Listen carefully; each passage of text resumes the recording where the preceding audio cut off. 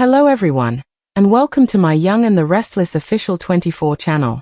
I hope everyone is having a wonderful day. Before we begin, please hit the subscribe button and give this video a thumbs up. Nick lashes out at Billy as Kane reacts to Victor's vindictive move. According to Wednesday, August 13 spoilers for The Young and the Restless, Nick Newman explodes up at Billy Abbott, and Kane Ashby will have to deal with Victor Newman's vindictive action. First of all, when Nick and Billy are speaking, Nick will lose it.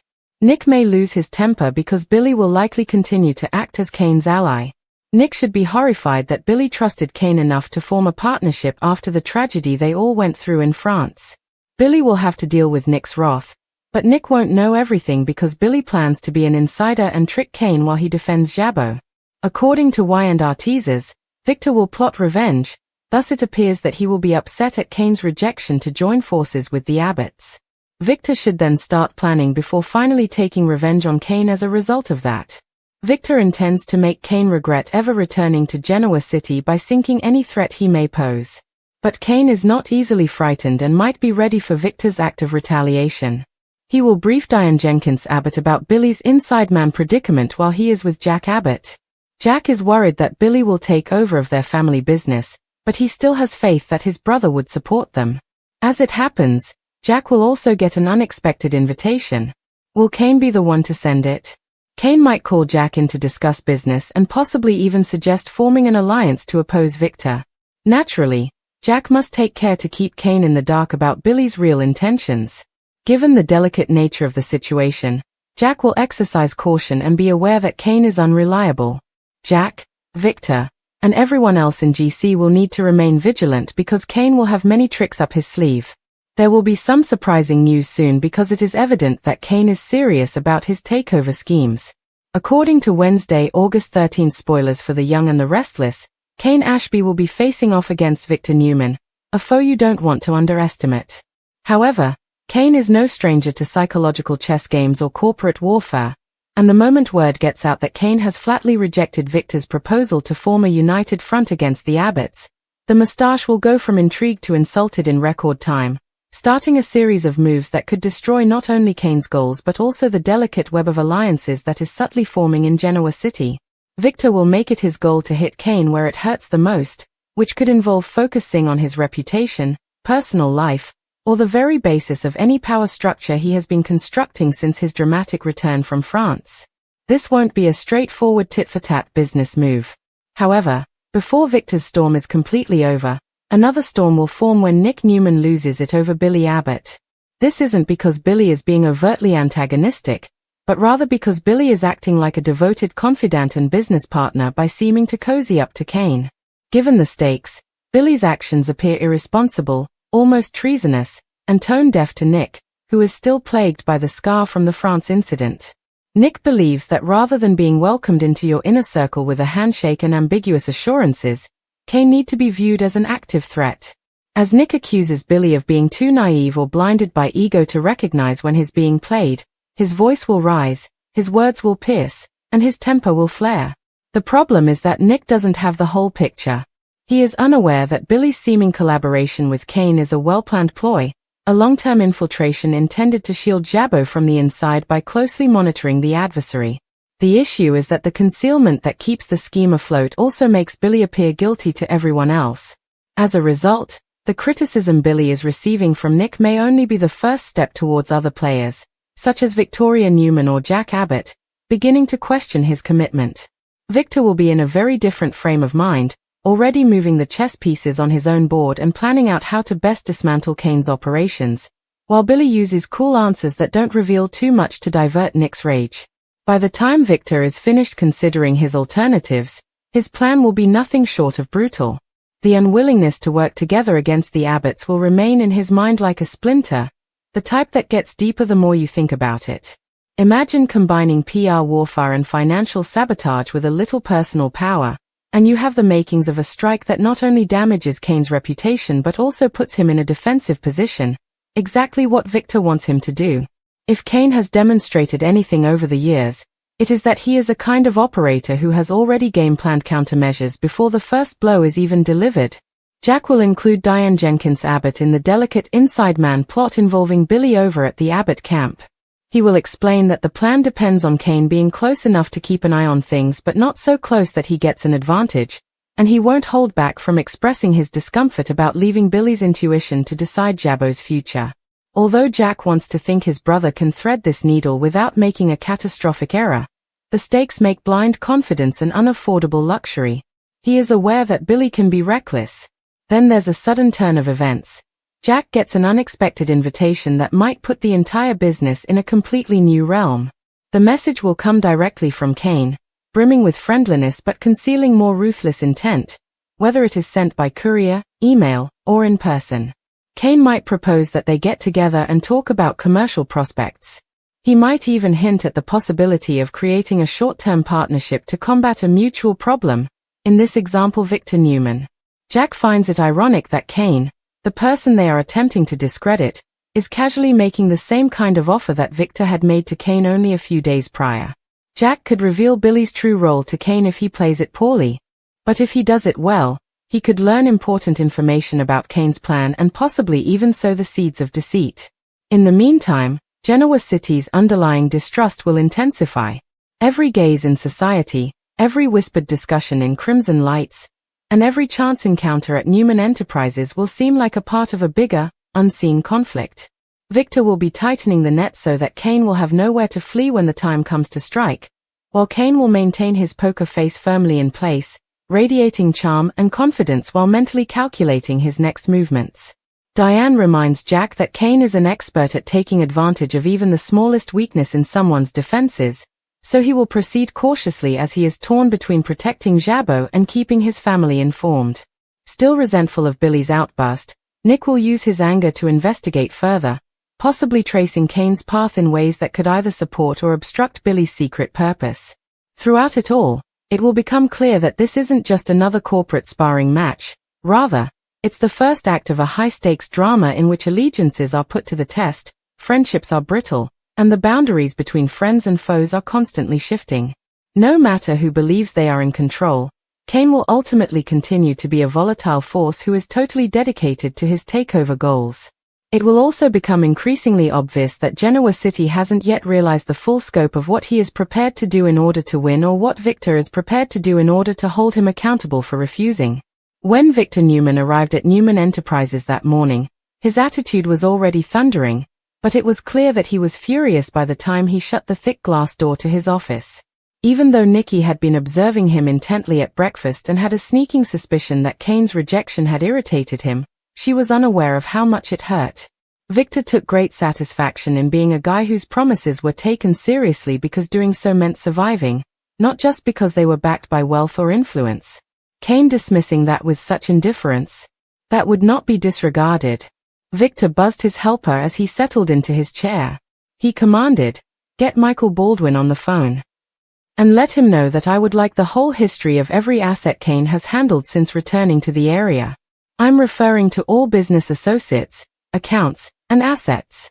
His tone was calm, but it was the kind of calm that said someone's destruction was only a matter of timing. If Kane thinks he can play this game, I'm going to make sure he doesn't have a board to play on.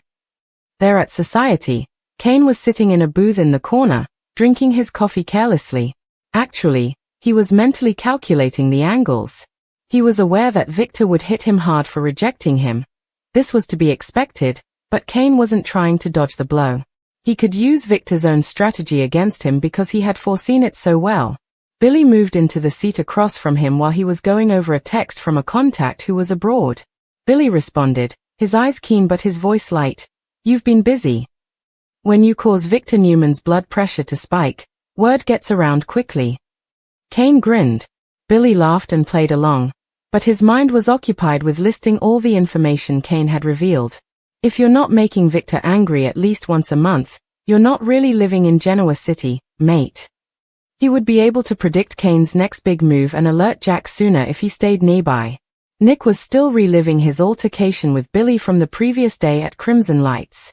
Yes, he had blown up, but he had no regrets.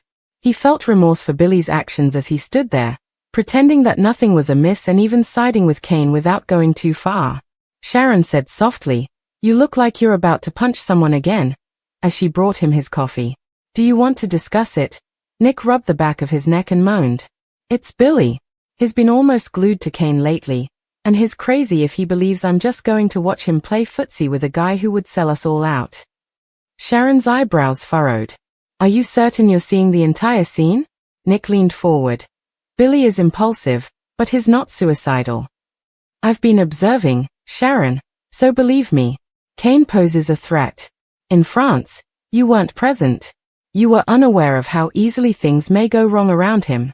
Sharon shot Billy a knowing glance and said, I'm not going to let Billy pull us into another mess just because he thinks he's clever.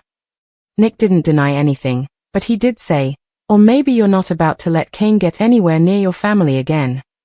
Diane was leaning on Jack's desk as he paced his office back at Jabbo. Kane asked you to speak, then, she inquired. Jack's lips pushed thin as he nodded. Diane, I don't like it. I run the risk of raising his suspicions if I say no. Diane folded her arms and said, if I say yes, I run the risk of giving him the impression that we agree on anything. Then enter with a strategy. Take whatever you can from him, but don't give him anything. Give him the impression that you're receptive to options. You can keep him talking that way. Jack thought about it. The issue is that Kane is not a moron. He will be intently observing my responses, just as I am observing his.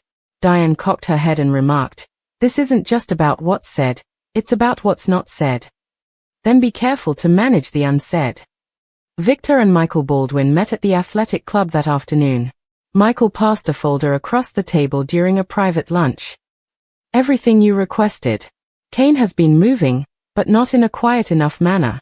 He has a large account linked to a shell corporation that is registered abroad. Victor's eyes tightened as he turned the pages. Looks like he's been funneling money through a series of smaller investments to mask the source. And where did it come from? Michael paused. It might be real. Perhaps something, less so. Without further investigation, it's difficult to determine. Victor snapped the folder shut. Next, dig. I don't care who you have to rely on or how long it takes. Before Kane ever notices a crack, I want his foundation completely destroyed. Billy, meanwhile, was undergoing a subtle test of his own. Kane leaned back and inquired casually over cocktails that night. If you had to choose between Jack and Victor, who would be the biggest hindrance to your plans? Billy laughed. That is, if I have any plans worth discussing. Kane's smile remained unwavering. Oh, Billy, hurry up. Everybody has plans. Billy shrugged, maintaining an even tone. The trick is knowing which ones are worth putting into play, and which ones are just a waste of time. Kane regarded him for a beat longer, as if assessing whether Billy's response was fact or fiction. Let's just say I'm more interested in seeing where the pieces land than picking a fight too early. He then smirked and shifted the topic, but the suspicion was still there. Meanwhile, Nick was ranting to his father at the Newman ranch. Victor arched an eyebrow, saying, Billy is either lying to all of us about what he's really doing, or he's too conceited to realize he's being used. A few minutes later, Billy showed up at Jack's office with an inquisitive yet slightly irritated expression. He closed the door after saying, You sounded urgent. Jack wasted no time. Kane and I met. Billy, he's circling me, trying to make me believe that we're on the same side. Billy grinned. He wants me to think that working with Victor is what's best for me. Isn't that precisely what you want him to believe? Jack gave a headshake. That's not all there is to it. His testing responses and probing. He will realize you're not truly with him if you make a single mistake. Billy crossed his arms and leaned against the desk. Jack narrowed his eyes and said, I can handle it, Jack. I don't doubt your bluffing skills. When Kane gets cornered, and believe me, he's going to be cornered soon, I wonder if you're ready for how vicious he'll become. Victor will not tolerate this. Victor, meantime, was wrapping up a call with an investor who owed him a favor at Newman Enterprises. Ask Ashby Holdings for funding. Even if you have been promised a big return, I don't care. You'll appreciate me later, I promise. He hung up and looked at the clock, a small smile pulling at his lips. Kane's first weakness would come from an unexpected source. The silent breakdown of confidence among those who had been subtly supporting him, rather than a direct hit from Victor. At a time, Victor whispered to himself. When Kane entered Crimson Lights, Sharon was behind the counter. She gave him a hesitant look but said hello. Kane. It's been a long time since I've seen you here. He grinned. Sharon, you're a busy man. She poured him a cup of coffee, but she didn't disguise her doubts. I've heard that you've been quite popular. It looks like a lot of influential individuals are keeping an eye on you at all times. Victor, Jack, and Billy. Kane laughed. Sharon leaned on the counter and said, and here I thought I was just catching up with old friends. Friends don't usually turn into enemies this quickly. Kane's grin wavered briefly before he straightened it. Enemies can sometimes be friends in disguise, they just aren't aware of it yet. Nick was still tense across town, and he wasted no time in addressing Billy again when he saw him at society later that afternoon. You remain fixated on Kane. You missed everything I said, didn't you? Billy let out a slow exhale. Nick, I told you before, I'm working an angle. Nick moved in closer, his voice less intense but still firm. You won't be the only one who suffers if this angle of yours blows up. Kane is not a tenacious underdog. Victor already has him in his sights, and he is dangerous. Do you wish to be caught between the two of them? Come stay with me. Billy's jaw tensed, but don't bring the rest of us down with you. Nick shook his head and said, I know exactly what I'm doing. Everyone says that before they are caught off guard.